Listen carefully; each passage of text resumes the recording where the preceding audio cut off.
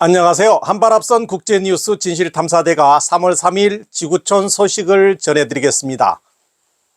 중국 당국의 봉쇄 해제에도 민생 경제는 끝모를 수렁으로 빠져들고 있습니다. 특히 기업이 문을 닫고 외자 기업이 철수하고 있어 대량 해고와 실업 문제가 발등에 불입니다.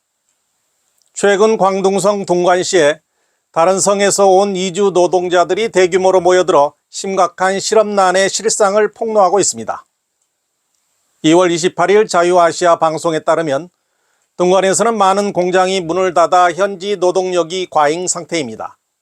기업에 들어오는 주문이 태부족해 조업시간이 보장되지 않자 현지인들의 임금은 떨어지기 시작해 현재 둥관의 공식 최저임금은 시급 22위안 약 4,000원이지만 실제로 임시직은 시급 9위안 약 1,700원밖에 받지 못한다고 밝혔습니다.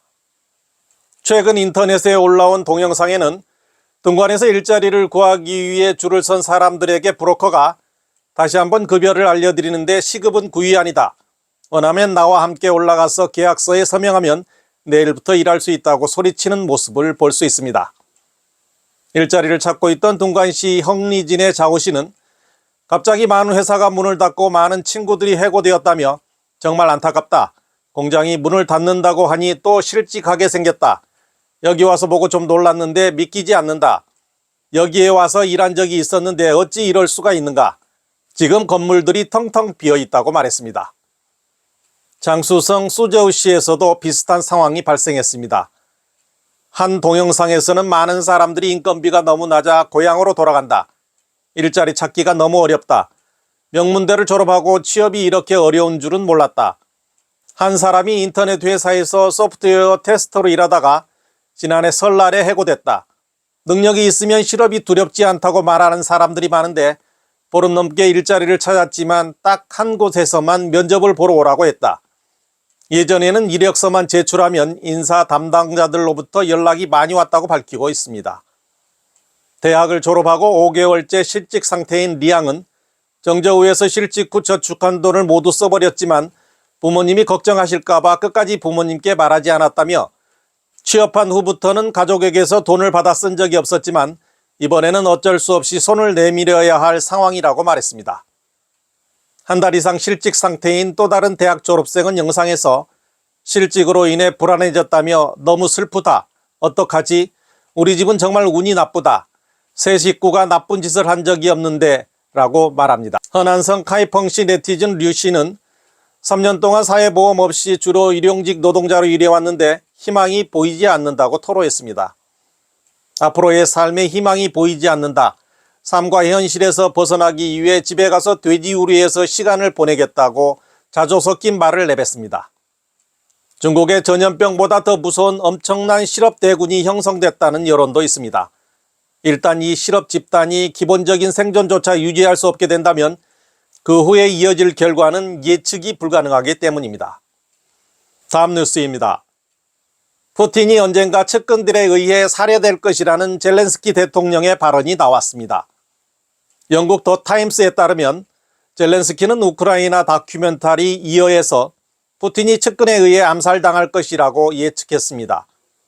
젤렌스키는 이 다큐멘터리에서 러시아가 전쟁에서 밀리면서 푸틴 대통령의 취약점이 드러날 것이고 그러면 포식자들은 포식자 푸틴을 잡아먹고 살인자들은 살인자 푸틴을 죽이려 들 것이라고 말했습니다.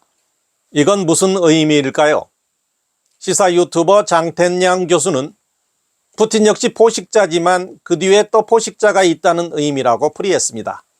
젤렌스키는 푸틴의 폐색이 짙어지면 러시아 내부 푸틴의 신변에 암살자가 등장할 것이라고 본 것입니다. 한편 영국 인디펜던트의 분석가들은 푸틴 측근의 강경파들은 푸틴에 의해 승진한 사람들이 많기 때문에 푸틴에 반대할 가능성은 낮다고 보고 있습니다. 하지만 장텐얀 교수는 실제로 유사한 암살 선례가 있었다며 히틀러 암살 사건은 당시 히틀러의 가장 충성스러운 서부전선 방어군 원수 룸멜과 클루게가 연루되었고 당시 암살 사건의 실제 시점은 독일 전장이 패배를 거듭하고 있던 때였다고 분석했습니다.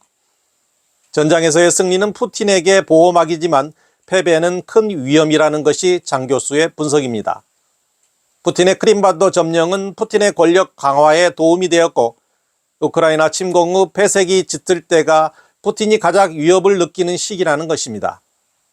또 장 교수는 러시아인의 생존에 대한 진정한 위협은 푸틴이어서 전쟁에서 지면 러시아라는 국가가 사라질 것이라는 푸틴의 거짓말에 서방이 제대로 대응한다면 푸틴 측근들은 반기를 들 수 있을 것이라고 주장했습니다.